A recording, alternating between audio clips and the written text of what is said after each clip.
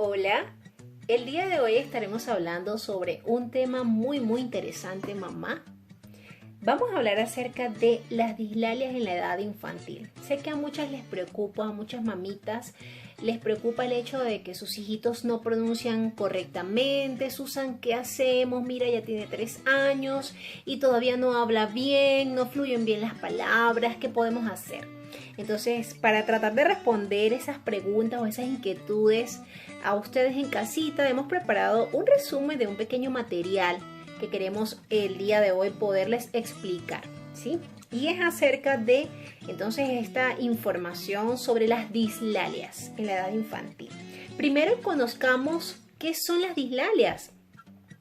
Ellas son un pequeño trastorno en la articulación del habla, donde no interviene el sistema nervioso, porque ya estaríamos hablando de disartrias. En las dislalias es bien un trastorno en esa articulación que puede deberse a múltiples causas o tipos. Entonces vamos a clasificarlas de acuerdo a su etiología. Conozcamos entonces las dislalias por su etiología y comenzaríamos entonces hablando de la dislalia evolutiva. Es aquella que se presenta en los niños a partir de los 3 años. Sí, cuando los niños ya no empiezan a pronunciar o articular correctamente los fonemas, en casita nos preocupamos. ¿De qué puede derivarse eso, Susan? ¿O de qué proviene? ¿Será que alguno de los miembros de la familia no pronunciaron correctamente? ¿Será que tiene pereza de hablar o tiene flojera para poder articular correctamente? Hay muchas causas que pueden derivar a esta dislalia evolutiva. Sin embargo, siempre hablamos de que los niños tienen un proceso, una edad madurativa. Y esta edad madurativa va a ir correspondiendo a que se pueden ir dando en ciertas edades. A partir de los 3 añitos es cuando nos ponemos en alarma para ver si no han terminado de madurar estos órganos fonoarticulatorios, poderlos estimular correctamente. Entonces, dentro de esta dislalia evolutiva, esa falta de madurez y de esas funciones ejecutivas, hay que dejar a que ellas tomen su tiempo. A veces tarda un poquito más en los niños que en las niñas. Las niñas pueden tener respuestas de articulación mucho más efectivas y rápidas que los varones. Por eso siempre hablamos de no compararlos y de esperar a que ese proceso llegue en el momento más adecuado. Si no llega a partir de los 3 añitos, entonces debemos acudir a un especialista para que pueda recibir la estimulación y ese proceso de rehabilitación fluya efectivamente. Después de estas dislalias evolutivas también encontramos las dislalias funcionales y les leo por acá. Defecto en la articulación del habla por funcionamiento anormal de los órganos periféricos. ¿Cuáles son esos órganos periféricos del habla? La lengua, los dientes, labios, paladar duro, paladar blando, encías. Cuando no los usamos correctamente, en el caso de la lengua, mamá, en el caso de la lengua tenemos alguna particularidad. Hay niños que no posicionan, no adecúan correctamente el modo y punto de articulación. Por ende, no se va a poder articular el fonema correctamente o en la forma en que se puede entender claramente ese lenguaje en estas primeras edades de las cuales estamos hablando el día de hoy. Puede también deberse en las dislalias funcionales esa posición errónea de los órganos fonoarticulatorios, también la falta del control de soplo, trabajar mucho el diafragma, que es el músculo que nos va a ayudar a poder llevar el aire adecuadamente para que se dé ese acto de la fonación impecable, correcto. Así como también la falta de vibración en las cuerdas vocales. Hay muchos niños que hay que enseñar que las vocales se pueden trabajar y que esa vibración de cuerdas vocales nos va a ayudar a que en consonancia con esas consonantes podamos hacer un grupo silábico, un grupo de fonemas y que podamos articularlo de manera correcta, pero siempre que podamos hacer esa respiración diafragmática desde el diafragma utilizando correctamente ese paso de aire. También encontramos las dislalias orgánicas, les leo por acá. Es un trastorno de la articulación originado por una malformación de los órganos fonoarticulatorios. ¿De qué órganos estamos hablando? Entonces estamos hablando de una fisura palatina, los niños que presentan fisura palatina, labio leporino, paladar hendido, frenillo lingual. Entonces ya hablamos de las dislalias orgánicas, porque se debe pues precisamente a esa falta de articulación originado por alguna circunstancia a nivel o de tipo orgánico. También encontramos las dislalias auditivas. Son aquellas que se presentan producto de una pérdida auditiva que puede ser leve, moderada, severa, profunda. El niño que no escucha, no oye, no percibe correctamente ese estímulo auditivo, no va a poder pronunciar correctamente los fonemas. Entonces se le va a presentar este tipo de dislalia auditiva. ¿Bien? Entonces, para la siguiente clasificación estamos hablando según el tipo de error en que se presenta. Las dislalias puede ser por sustitución, omisión, inversión o adición. Les explico. En el caso de sustitución podemos cambiar o sustituir un fonema por otro. Para decir carro, entonces el niño pronuncia cado. El cado, el cadito, cambia ese fonema por otro, entonces sustituye, ahí estaría sustituyendo fonemas. En el caso de la omisión, es que va a omitir uno de los fonemas.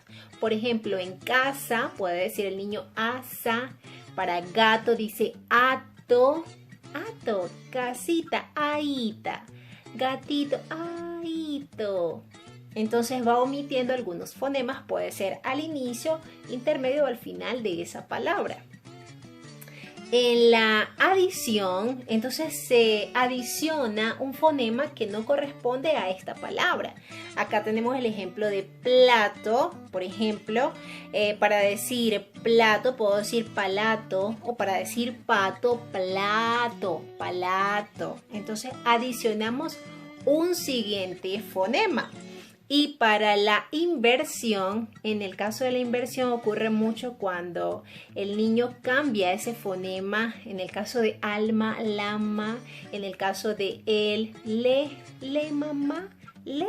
Entonces es para referirse básicamente a algo, ¿sí? Entonces se cambia ese pequeño fonema y cambia completamente la palabra y la intención comunicativa que él desea. Entonces a veces la mamá, ¿pero qué dijo Susan? Es que no le entiendo, no le entiendo. Hay que darle tiempo, ubicar contexto de qué es lo que él te quiere decir para ponerse entonces en su lugar y siempre, mamita, en casa mostrar la empatía. Traten siempre de hacerles ver a ellos que ustedes les entienden todo lo que ellos le van diciendo en casa, porque esto tiende a frustrar un poco al niño, ¿sí? Cuando no se le entiende lo que ellos desean expresar verbalmente. Seguimos entonces. Según el fonema afectado, tenemos alguna clasificación de estas dislalias. En el caso de la S lo llamamos sigmatismo, ¿sí? En el caso de la K y la Q de estos fonemas se llama capacismo. Es cuando se olvida, el niño olvida pronunciar este fonema. Por ejemplo, para sapo, apo, apo. En el caso de la K, la Q también se puede omitir, sustituir, invertir, adicionar. ¿Sí? Es cuando específicamente no se pronuncia este fonema o se cambia, se invierte, se sustituye.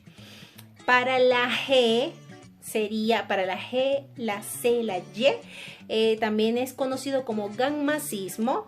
Para la R, cuando se cambia la R por la L, se llama pararrotacismo. En el caso de la J, cuando hay dificultad para pronunciarla, le conocemos como jotacismo. Para la L, lo conocemos como lambdacismo. Para la R, que es muy común en los niños, les cuesta muchísimo pronunciarla, entonces lo llamamos rotacismo. Cuando el niño no pronuncia carro, se suele decir cado, perro, pedo, ¿sí? Entonces este tipo de fonema lo conocemos como rotacismo. Para la D, La T sería deltacismo. Y para la B, la P y la B sería betacismo. Cuando hay problemas para pronunciar la F, fisismo. Y para la M, mitacismo. Estos son algunos de los fonemas más frecuentes que pueden presentar los niños dificultad para poderla pronunciar o articular correctamente. Aquí hay otro, se llama parasignatismo, que es la S se cambia por la T, la L y la G. Es dificultad precisamente para poder pronunciarla. Ahora bien, ¿qué tipo de profesional trata las dislalias? ¿Conocían? ¿Saben quiénes somos los que trabajamos y rehabilitamos en las dislalias? Precisamente logopedas, fonoaudiólogos, terapistas de lenguaje, también docentes de educación especial y rehabilitadores del habla, audición, voz y lenguaje. También podemos trabajar y estimular estas dislalias para corregirlas eficazmente. La siguiente pregunta que surge el día de hoy es: ¿por qué es importante tratarla, mamá, papá? ¿Por qué? ¿Por qué debemos hacerlo? Bueno, esto para evitar posibles consecuencias que podrían tener alguna repercusión importante sobre ese desarrollo cognitivo y las relaciones sociales. Muy importante las relaciones sociales y las habilidades comunicativas que un niño pueda tener a una edad específica para poderse expresar correctamente, que es muy importante. Les da autonomía, autocontrol, autoconfianza en sí mismo. Hay que evitar una deprivación afectiva y sociocultural. Las dislalias tienden a llevar a una deprivación afectiva, incluso en casa, cuando los niños no son estimulados afectivamente, cuando no se les habla con amor o simplemente no se les habla. Hay muchos papás ensimismados en su trabajo que a veces suelen conversar muy poco con los niños. Les recomendamos que traten de preguntarles un poco más cómo se sienten, qué hacen, qué les gusta. Promover esas conversaciones amenas en casa va a ayudar muchísimo a que tu hijo pueda sentir más confianza al momento de hablar. La siguiente pregunta que tenemos por acá para ustedes: ¿a qué edad se debe intervenir o corregir las dislalias?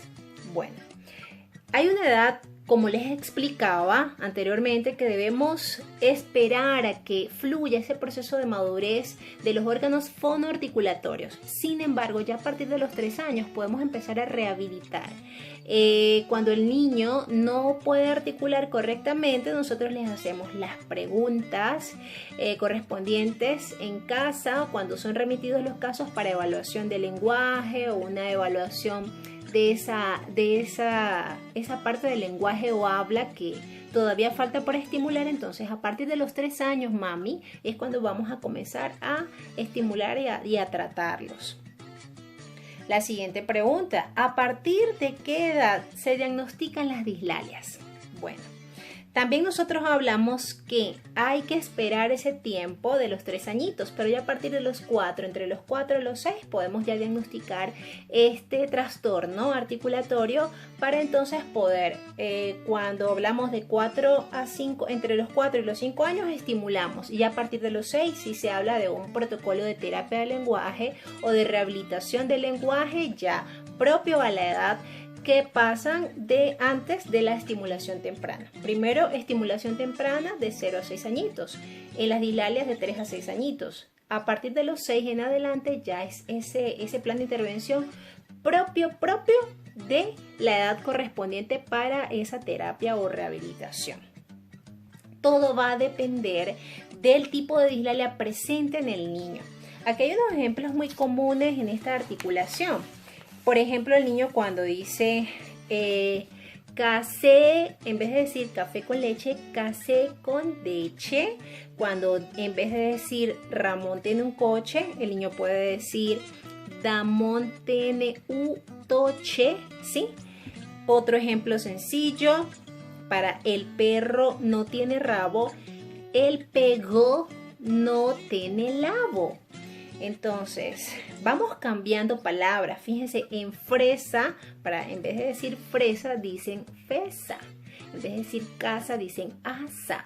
Entonces todas estas cosas, mami, papi, ustedes que nos están allí viendo, escuchando, existe una solución posible y es llevarlos con estos especialistas, acudan a nosotros para poderles ayudar y siempre tener esas herramientas allí de la mano, más ahorita en este tiempo de confinamiento donde hay muchas preguntas que hacer, estamos en casita, hay mucho material digital que les podemos facilitar para que ustedes puedan hacer estas terapias sencillas, amenas en casita. Espero que les haya gustado esta información y si tienes alguna duda puedes dejarnos tu comentario y con mucho gusto te vamos a responder.